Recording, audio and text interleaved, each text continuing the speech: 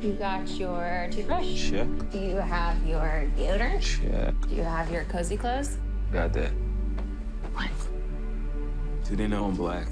Should they? You might wanna, you know. Mom and Dad, my black boyfriend will be coming up this weekend. I just don't want you to be shocked that he's a black man. I ain't never seen you like this before, bruh. Meeting families, taking road trips. Don't come back all bougie, man. Come back, get your damn pants up to your damn stomach.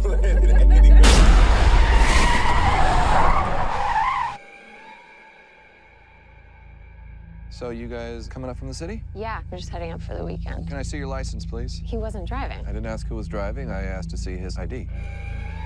Call me Dean and you hug me, my man. So how long has this been going on, this thing? We hired Georgina and Walter to help care for my parents. When they died, I couldn't bear to let them go.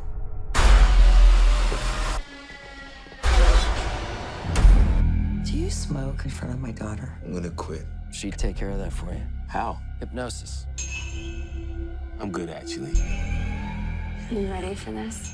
I'm back in the beat. So look, I go do my research. Apparently, a whole bunch of brothers been missing in this suburb. But it's cool. Bro, how you not scared of this, man? Good to see another brother around here. Chris was just telling me how he felt much more comfortable with my being here. Get out. Sorry, man. Get out! Yo! Rose, we gotta go. Is everything okay? Rose, the keys. Just get the keys. I don't know where they are. Rose? Sink into the floor. Wait. Sink. Mine is a terrible thing to waste. Terrible thing to waste.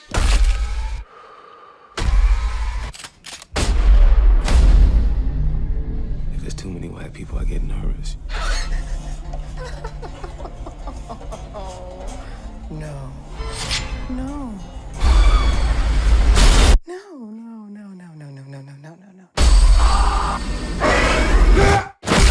A mine is a terrible thing to waste. Hello. I'm gonna ask you to give it up one more time because this movie fucking rocks. Whoa. Give it up for these guys. Thank you. Wicked. We can swear? We can swear? Yeah. Oh, fuck, yes. Wicked. Fuck yeah. Oh, that's amazing. You were at the screening last night. I was at the screening last night. I loved it. You loved it? Yeah, it's so fun to watch people enjoy it because it's an audience film.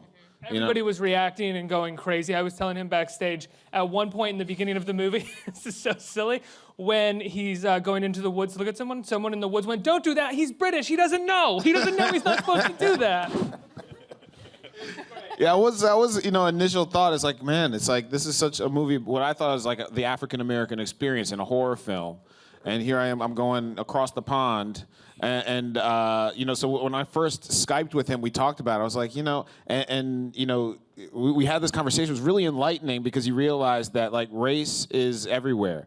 I mean, this country has a unique relationship with race, but this is a worldwide phenomenon. It's a human problem, and many of the same issues he related to just perfectly. Yeah, I just think, it's a human disease, and a lot of the symptoms are similar all over. Do you know what I mean? So I just related, and it just resonated with me because it manifests in particular ways, in the same ways. Absolutely. Well, let's talk about that. Let's backtrack and talk about how this film, at least for a good portion of it, operates in regards to race and the sort of world that it encompasses when it comes to how we talk about race. Because I've heard you say that this was a film about what we considered a post-race world, which, as we see in this movie, is actually a hyper-race focused world in many ways. Can you talk about creating that? Yeah, that's right. I mean, this was coming from a lot of the same place that, while we wrote the Obama anger translator sketch, where it felt like he had to hold his tongue a little bit about the whole racial bullshit that was going on. He couldn't say it. He would seem like the angry black man. So we kind of translated. Well, with this movie, there was a similar sense of like, in that time when Obama was president, this feeling of like, oh, don't talk about race. That's just if you talk about it, it will come. Like Field of Dreams or some shit. Like, we're done. We have a black president. We're good. Yeah, we're good. We're past done now. race. We're past it. So this film was like about pointing out why we're not past race and starting with these little subtler interactions that people will recognize. Such as, do you mind? Such as, well, I mean, the whole point is, okay, it's like it's Guess Who's Coming to Dinner, the horror version. Meets Rosemary's Baby, I feel Meets like. Rosemary's Baby, meets Stepford Wives. But Daniel plays Chris, and he's in a relationship with Rose, and they're in love, and they're going up to meet her family's house, to meet her family. And the house. And meet the house. And the house. Meet the house. Hey, house. How you doing? Yeah, I mean, I Great introduce him first to the house and then to my parents. In horror movies, You actually do houses that. talk. Houses say things like, we should have "Cow." mentioned this is animated. It's a very misleading trailer. It's just this. Yeah, it's almost It's exactly like, it's like Up. Monster House with a racial spin. Yeah. No, but very quickly, Daniel finds himself at this whole party where he's like basically the token black guy at the party is what it feels like, and everybody's trying to connect with him, in terms of his blackness. So old white guys talking about, hey, no, I love Tiger. I know Tiger, and it's these little subtle moments that anybody of color, minority will recognize, and woke white people will recognize it too. But it happens, and it's not a hateful side of racism, but it is a reminder that there is race is always going to be there. It's always something that invades the way we interact with each other. But I think one of the things that you do that is so wonderful about this film is like the moment when those subtleties can start driving a person crazy. And when are they crazy, or when are those subtleties actually crossing a line, which is so much of what the film feels like it's about. Well, I think that's one of the things that Jordan did really well, is that he put multiple people in the movie to serve as the voice of reason in a lot of situations, and sometimes that reflects what the audience is feeling, and then sometimes it goes against what the audience is feeling. But the audience is typically aligned with Chris. Which is yet another device to kind of bridge the racial gap by putting all audience members, including white audience members, with a black protagonist for an entire movie where you are rooting for them with every fiber of your body. And so it's just another one of those things that Jordan did, because he is so good at this. It's crazy. And it's his first movie, guys. It's crazy that this is his first movie. It's amazing. Crazy. Making movies is very hard, but not for you. I'm so humbled by this whole thing. This is a movie I never thought would get made.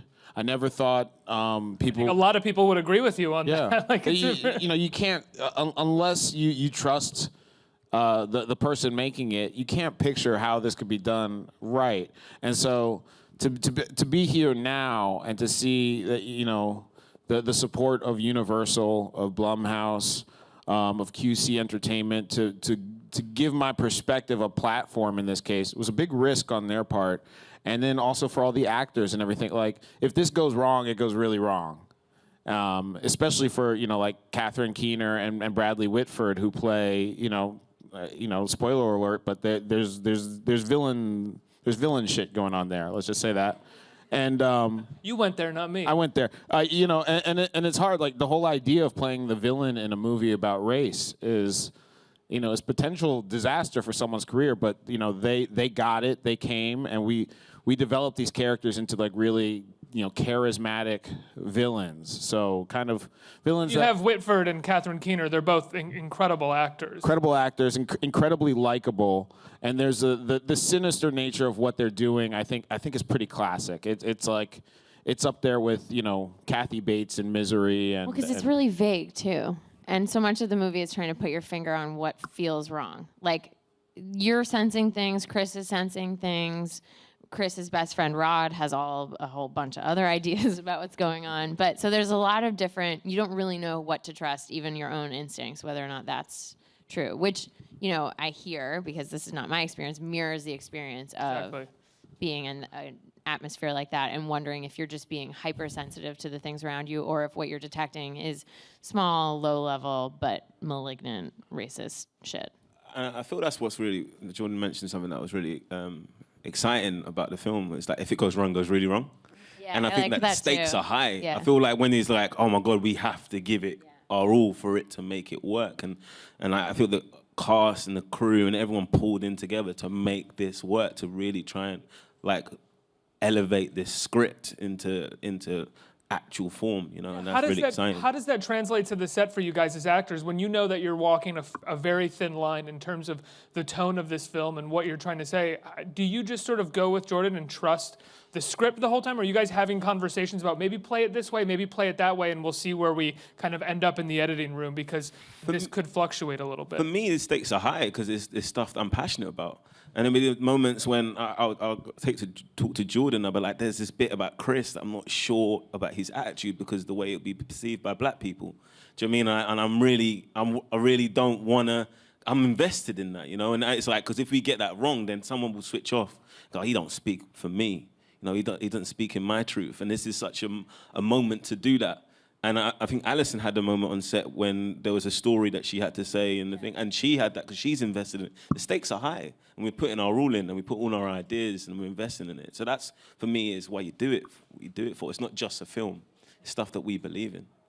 Yeah, I mean, I think I too loved how risky it was because that meant that there was reason to do it in the first place. Because I've had the comfort of being on a TV show for so long, I can really just look and see what's happening. Great TV show. Sorry to interrupt. Thank you very much. Fantastic But you know, I've been able to just kind of sit back and wait for the right thing to come along. And the idea of the right thing has always been something super, super risky, but potentially really rewarding and fulfilling and conversation starting. And so when this script came along, it was like, oh, this is a no-brainer. And it's true, our entire cast and crew was so motivated for this to work as best as possible. Like, I prepared a lot before I got there. I know you did too. And then we rehearsed a ton. We had a lot of conversations with Jordan about our relationship and all of that stuff. Yeah, I mean, we all brought 100%. Can we? I'm curious about that because you have been on a pretty successful show for a few years now, and you haven't done that many projects outside of it, which I've always found kind of fascinating because it is a successful show. I'd imagine there are things coming at you that you could do, and you chose to do this, and you chose to play this type of character, which is sort of going out on a limb. The whitest white girl in the world.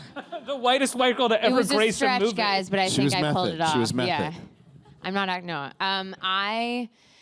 Yeah, I mean, it's really interesting. So things have come along that I haven't been interested in. A lot of things I've wanted desperately that didn't work out. I think part of that has to do with the fact that I think it's easier for people to picture someone like Adam Driver as like a big movie star because he's tall and he's a dude.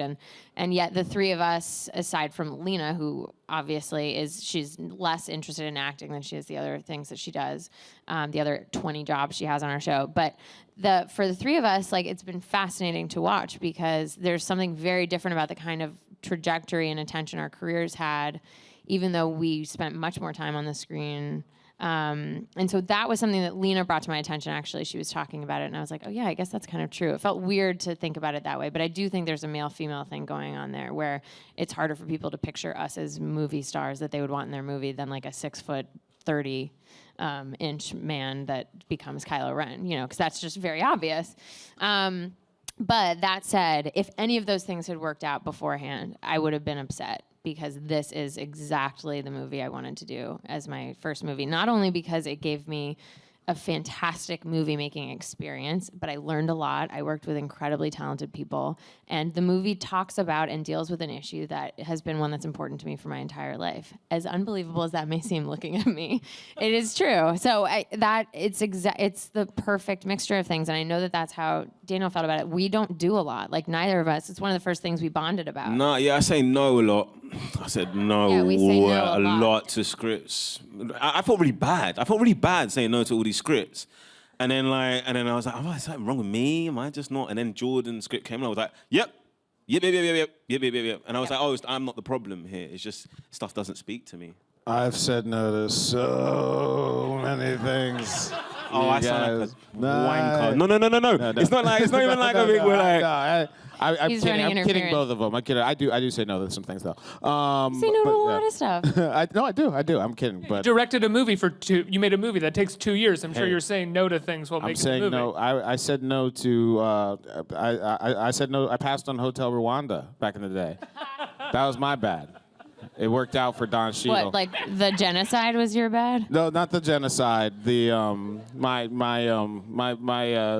the Oscar role was in front of me and I passed it up.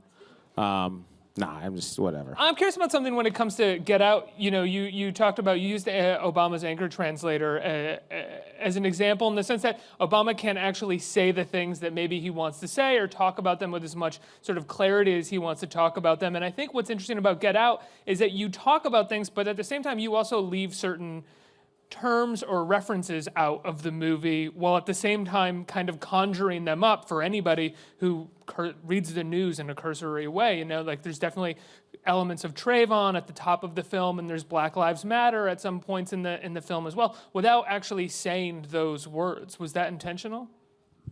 Yeah, you know, I want people to feel this movie. I want them to feel what the African American perspective feels like, which includes fear in a white suburban neighborhood, which includes feelings of insecurity and apprehension about losing touch with your black side in certain ways. There's all sorts of ways we talk about, we think about, we feel about race. I wanted this to be a movie that, you know, first and foremost, you feel it. You feel scared, you feel happy, you cheer, you laugh. And then the next couple of days, you talk about it and figure, oh, you know what? I think I see how that's relevant to this real thing, and, you know, talk about it the next couple of days. How wary were you while making the film of when to insert humor, when to have scares, when to have drama? Because it fluctuates between all of these things in an incredibly fluid way, especially, sorry, go ahead, Alice. No, he's like a conductor. It's amazing. Yeah, especially the climax of the film without giving anything away. I mean, you go in the climax from film to an action movie, a thriller, a comedy, a horror movie, all within like beat after beat. Yeah, you know, one of the beauties of the genre is, first of all, it has a lot of connections to comedy. There's a lot of moments in this movie that, you know, aren't necessarily played as jokes or parody or anything like that, but they'll get really hearty laughs. And, you know, we did. It's such a tense movie. To, you know, what these guys are going through in the movie, it's like, at times uncomfortable. And so we have to, like, put these little release valves in there. And the captain of the release valve ship is little Rel Howery, who plays the character Rod, who's basically, he's Chris's best friend, and he basically, like, He's the guy who says everything you want somebody to. You've always wanted somebody to say in a horror movie, but no one's saying it. You know what I mean? He's the guy who's essentially like, "Get out, Chris! Get out! Get out!" You know. Often people are saying at the screen what Rel is about to say on the screen. Yeah, and then you get some of his lines will get applause because it's like, "See, there, he said it." Okay, it's By the way, cool to that's watch. how Jordan directed a lot of the movie, was to tell us, and I'm not even kidding, to tell us what he wanted the audience to be saying out loud or thinking in Specifically any the black audience. I'm like, so no, we have to make black people just like have to stand up and walk out the room on this one and be like, nope, nope, nope, nope. That's happened to me. That's happened to me. What? Fuck. Holy shit. Yeah. But it's also, we also talked about it a lot. You know, there are twists and turns, so avoid spoilers if you're interested in the movie. But you know, we talked a lot about, oh no, okay, this one's for the first timers. There's a whole different movie on the second time you view the movie, because now you know what it's about, where it's going. You can see it with a. So you insert, I mean, specifically with some characters, you insert a kind of awareness and knowledge that only comes with the sort of second viewing. Well, everything looks different the second time you see it, once you know everything. And again, I'm so sorry for just all the vague words I'm saying, but it'll rewind this and it'll make sense to you. But everything looks different once you've seen it and you know everything that happens. Even expressions on people's faces look different, plot points, motives for doing stuff, everything shifts. That's how great the writing is. It's the scenes work for the two watches. Like, it works for the first watch, and then it works for the second watch. And I would imagine it also works on any watch just because it's a really fun movie. I've seen it, like, I mean, I can't imagine how many times you've seen it, but I've seen it 5 times now, fully in a theater. And it is, I will keep doing it because I'll never get over watching and listening to an audience watch and listen to this movie. Yeah, it's definitely, it's the type of movie that you can wait until it comes out, but it's the type of experience you want to be like, you want to be able to tell people, I saw it in the theater opening night, the crowd was going crazy.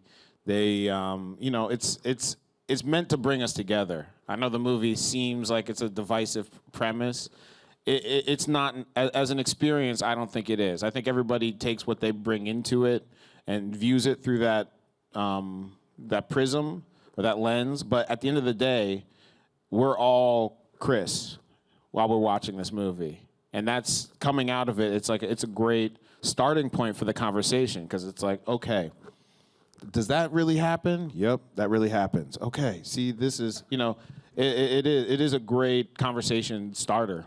Well, I have to ask, this is kind of a corny question that I rarely ask people because it's like your sort of throwaway question, but I'm genuinely curious when it comes to a movie like this, what was the hardest part of making this film? Because I said it's a tightrope that you're walking throughout the whole process, I would imagine.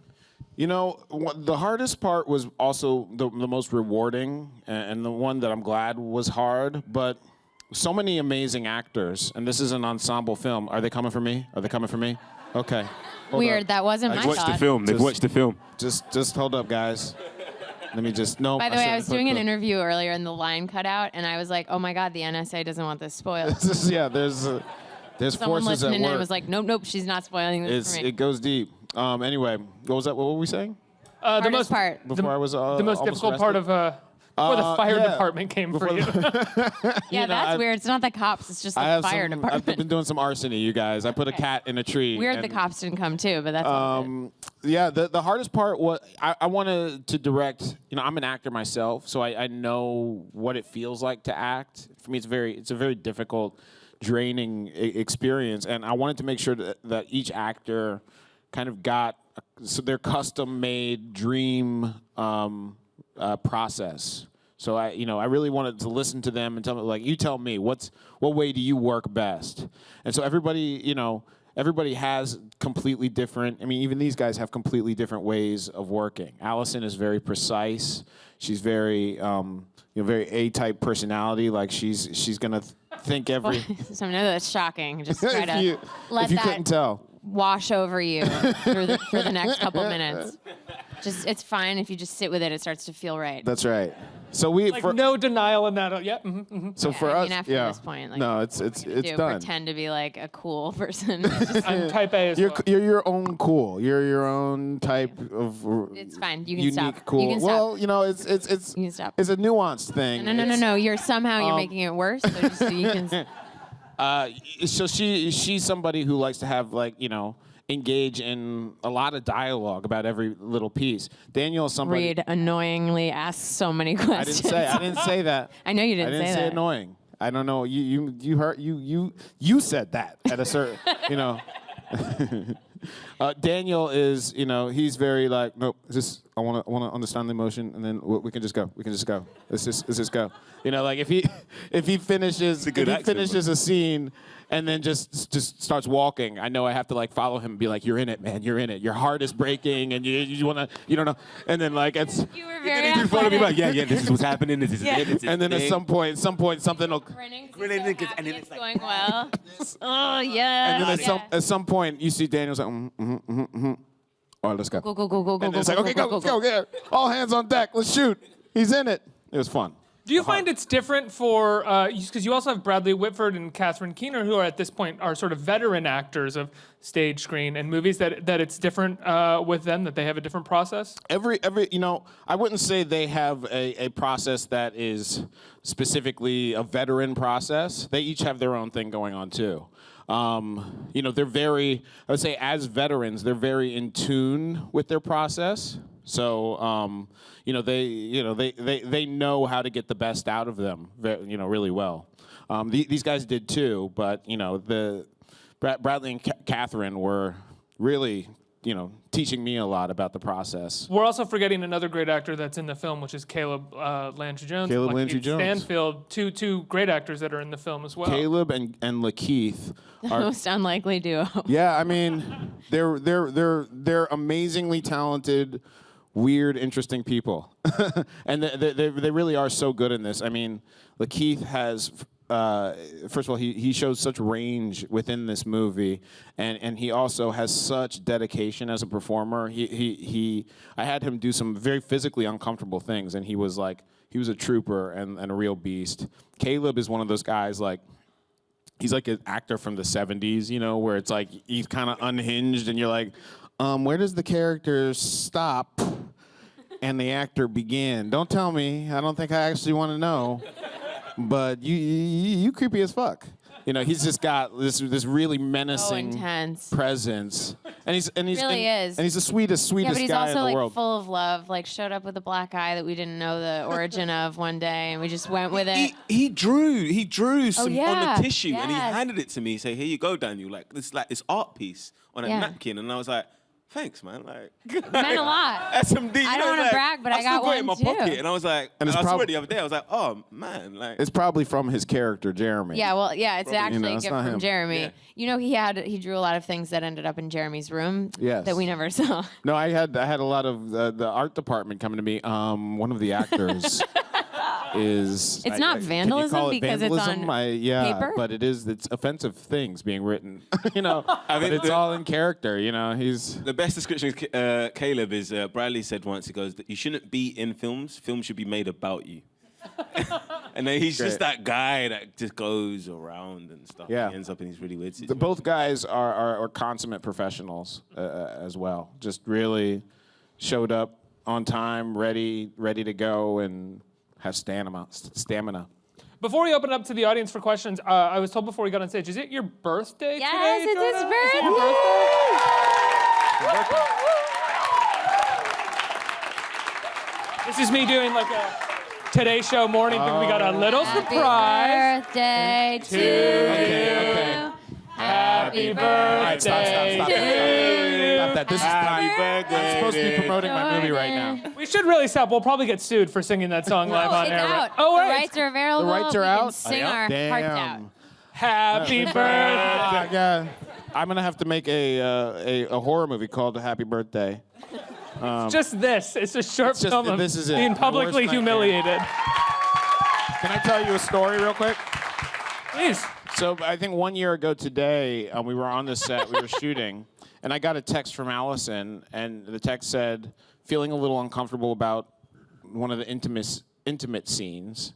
Would you mind coming over to the house she was staying and work through the scene with her and Daniel to prepare for the thing? Now, so when I got this text, first of all, it's like, oh my God, there's nothing I would rather not do than go sit in a room with two people and coach them through this intimate scene.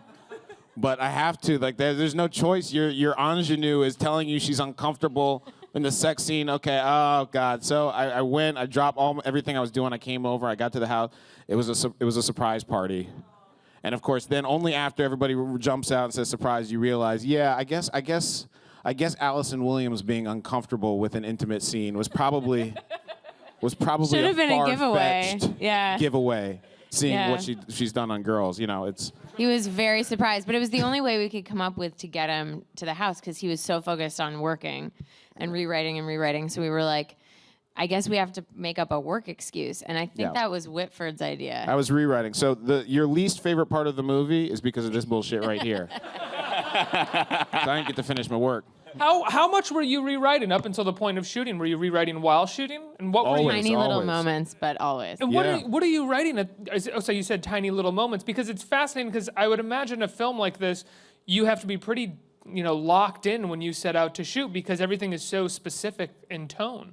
It's one of these things where you have your rules and your guidelines in place. You have the vision, and things can shift as long as they don't shift that concrete vision. So a lot of it, like we do on Key and Peele, a lot of it would be down to the moment, sort of rewriting lines to make them feel more natural. A lot of input back and forth with these guys. These guys, these guys and the entire cast really helped me hone the characters and the script a lot. But you just have to be open because sometimes the best idea is the last thing that happens.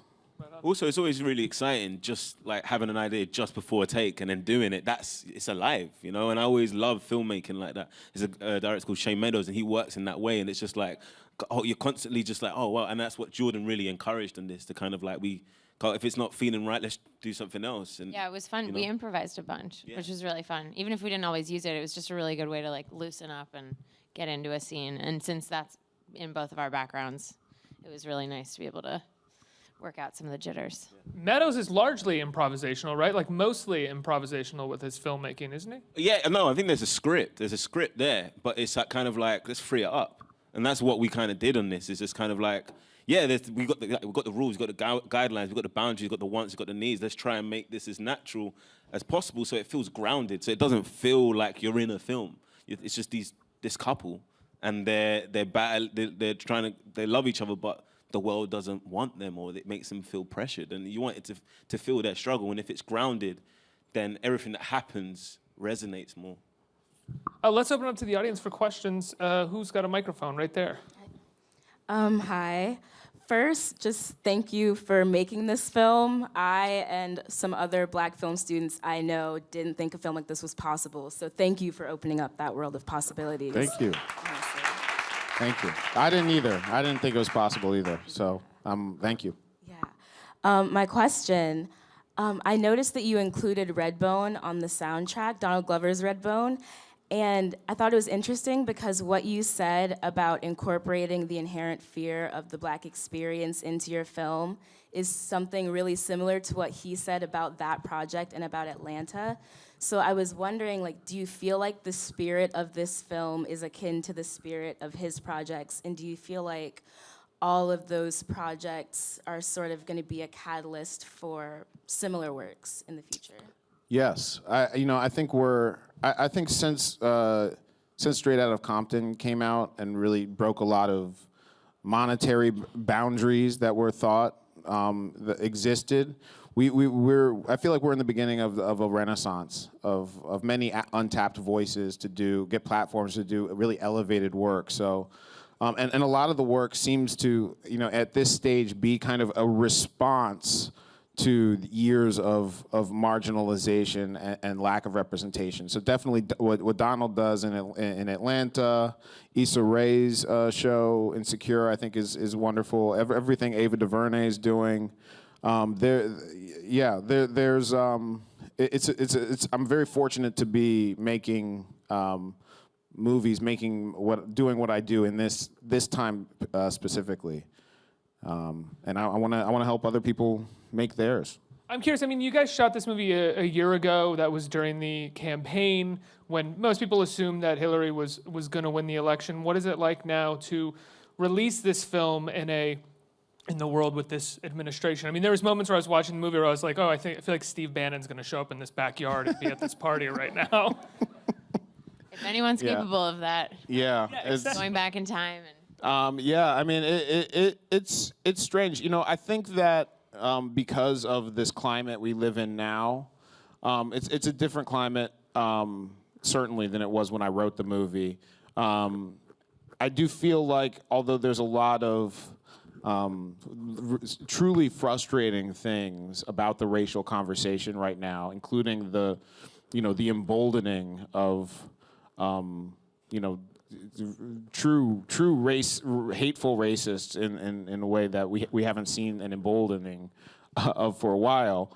But we had at least about 8 years. we had 8 years where it was like, people knew it wasn't cool to be racist. But more importantly, we are at a time now where the discussion about race is there. It's present. It's vocal. It's inevitable. Even if we don't like the way the conversation is happening, at least it is happening.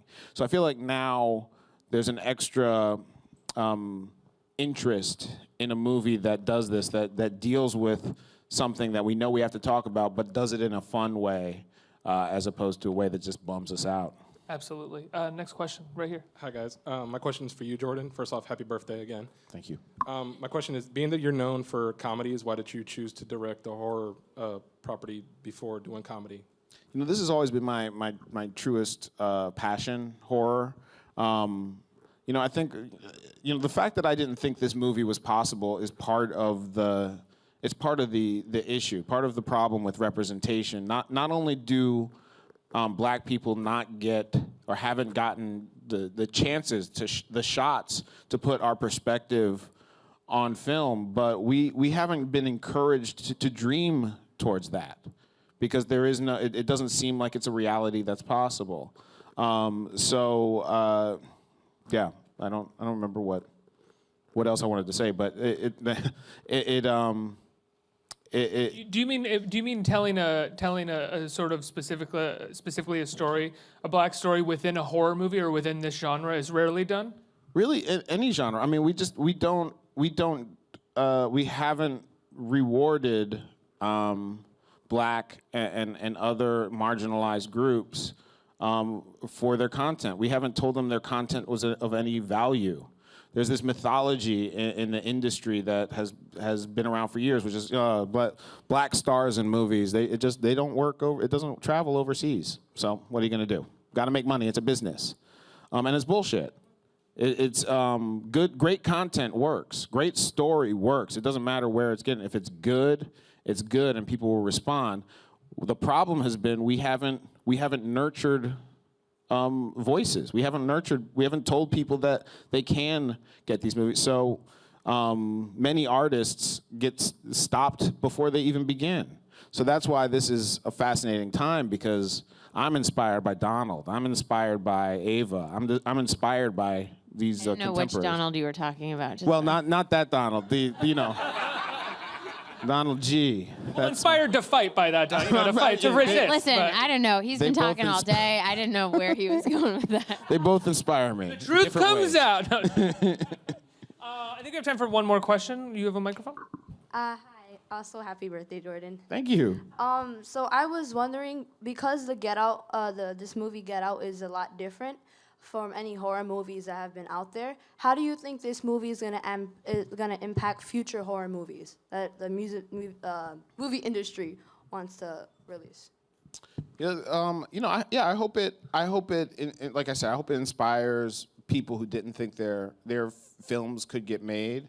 But even besides being a social movie, it's kind of stylistically, it's a throwback to one of my favorite times of film, and that's that's the '60s. So Stepford Wives and Rosemary's Baby have this really brilliant way that they're crafted, and they're films. They're about gender, but they're really interesting, and they're mysteries. And every step is like the tension gets gets wound tighter and tighter. And so I hope that there's more horror films that look to the classics in the past for a hint on how to kind of reinvent modern ideas. I also think if this movie succeeds by whoever's standard it is important to succeed, it'll open things up. It's a little bit like ripping off the Band-Aid. So the hope is that if a movie like this performs well and is embraced by a big audience, then a lot of people will feel emboldened to tell the stories or engage with the questions or the issues or the material that they want to, but they feel that they don't have the film universe's permission to. And so I think that's where, there's no way to overstate what the job he's done is on this movie, because not only is it what it is, which is a horror movie that positions racism as the chief source of the horror, but it's written, directed, produced, and starring black men. And that is not something that we get all the time. And it's really good. It's really good, and it's not just good, it's great, it's interesting. I feel like I can brag about it because I had nothing to do with it except for my little parts. But I mean, it's just really, really good. And that's what's most exciting to me. It would be one thing if we all wanted it to be good and it just kind of fell short, and I'd be really bummed. But it's really good, and I'm really excited for it to come out. I concur. It's great. I stood up and cheered during the movie. It's really people awesome. cheer every time. We were standing outside the screening yesterday, and we knew at what point it was in the movie based on what we could hear from inside the screening, because it's like clockwork, and that's all deliberate. He knew, like a conductor, like I said earlier, he knew when the audience was going to cheer. He knew when they were going to start yelling at the screen. He knew when people were going to laugh, when they were going to stand up and clap.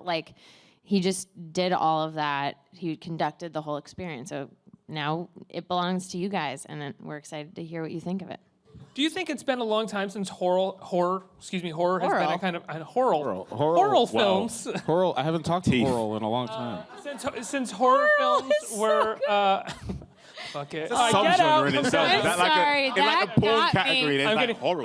Since horror got films me? were a kind of like fertile ground for social commentary, they've been so often kind of pushed aside and just have been like, you're trash or your B movies are exploitative. But really good horror can be any kind of movie it wants to be. It can be a romance, a drama, a comedy, a horror film, a thriller, all in one movie, which this does. But yours also embarks on being social commentary at the same time. Yeah, you know, I do think that any horror that come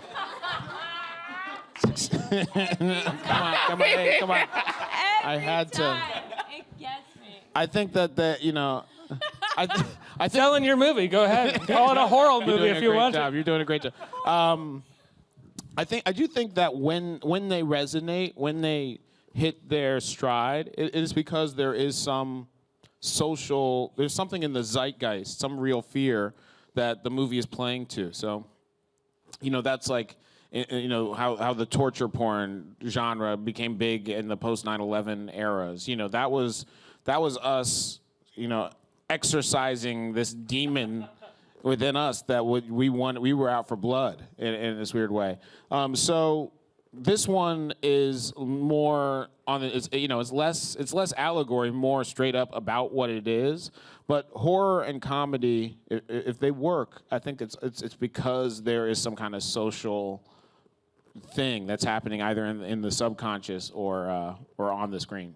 Absolutely, and this one does. Guys, Get Out comes out this Friday. It's so great. It's the best movie come out in a long time.